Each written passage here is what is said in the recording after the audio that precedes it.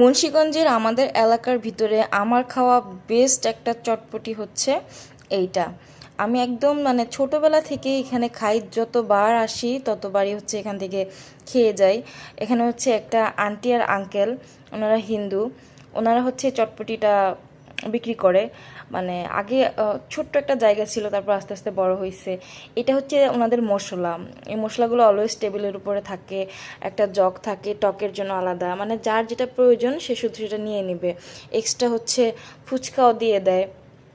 মানে ওনাদের চটপটিটা মানে মুখে দিলে জাস্ট কি বলবো, এত টেস্ট, এত মজা। আমি এরকম ইউনিক চটপটি অন্য কোথাও আর পাই না।